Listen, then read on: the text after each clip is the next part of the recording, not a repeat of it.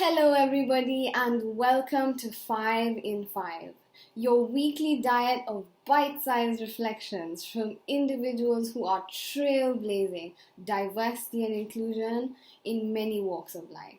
My name is Celeste Murgor, and I am your guest host for 5 in 5.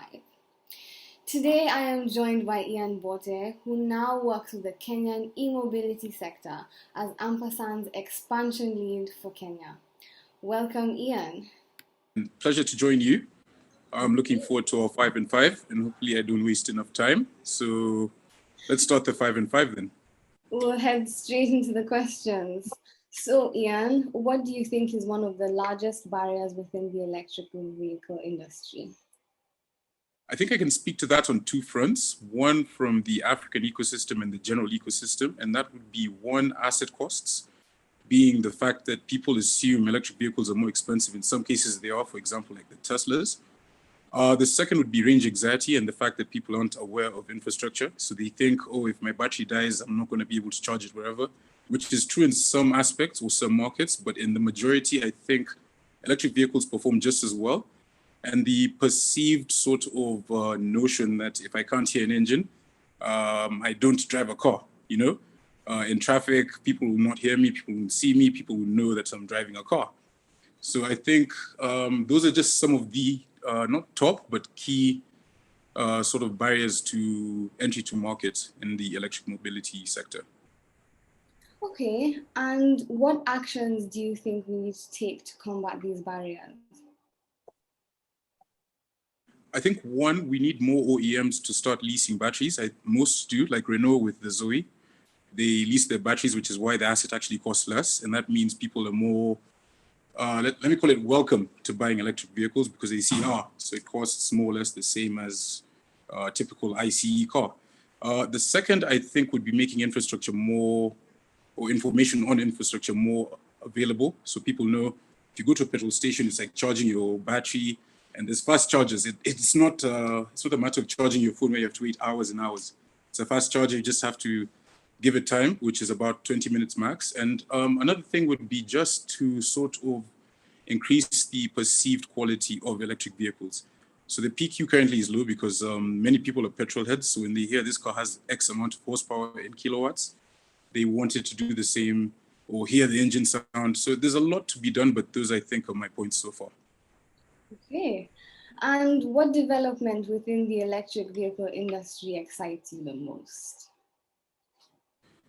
For me, it's the fact that we're moving away from, well, I could put this in two ways.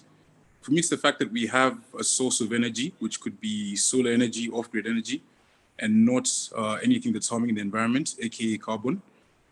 Two, it's the fact that electric vehicles actually do perform, in most cases, better than ICE vehicles in traffic. Because if you notice, there was an advertisement about the new Mini, or was it the Fiat, where it showed a Ferrari versus this car. But in the first 5 seconds of that gap, it was always an electric car going ahead. And in traffic, that's what you need.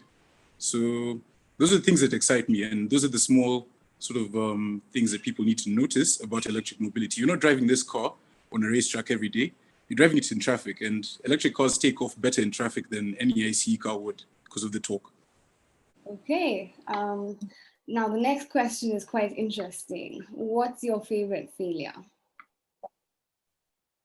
My favorite failure, I would say, which is quite embarrassing, and I hope this does not... I was working for a certain car company, and we were trying to design a prototype in, I think, half the time. And one of my failures was in the rush of the whole, doing the CAD, computer-aided design, and just basically making sure everything works, was we forgot 2 screws. And those 2 screws led to the whole car failing. So as the car was driving, it literally almost collapsed. And that was, why I say it's my favorite failure is because I literally looked at the car and I said, forgot 2 fixtures and the fasteners are not there.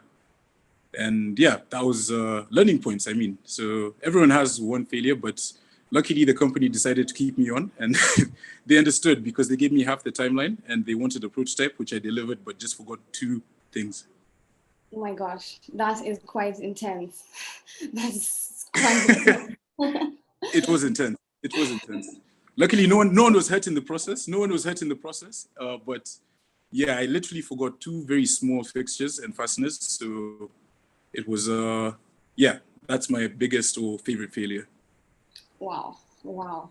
Okay, I think we have time for one final question, and it's going to be a Yeah, random question. So, sure. what was your favorite toy as a child? My favorite toy as a child, which may come as no surprise to you, was an electric powered, the buggies, the ones that you put a baby in. And there's once, I'll give you a very funny part about this. So there's once I drove it all the way to my neighbor's house in a different neighborhood. And my parents had to call the police because I'd gone missing, quote unquote. But I'd just driven all the way there to play Nintendo. So all everyone saw was a child driving on the sidewalk. They're like, oh, he must be okay. And the next thing you know, police are surrounding the house saying you've been kidnapped. And I was just playing Nintendo at my friend's house. So that was literally my favorite toy. My parents had to unplug the battery at a point, just like hide the battery so that this guy cannot drive anywhere or any further. That is quite the story. That's a summary of the story. I love wouldn't that. say how I will not say how I saw police lights outside the house. This was in my days in California. So you can imagine helicopters were also above. There were news reporters outside. And after that, yeah, I basically lost my favorite toy. Oh, I'm sorry to hear that. I'm so sorry to hear that. Yeah.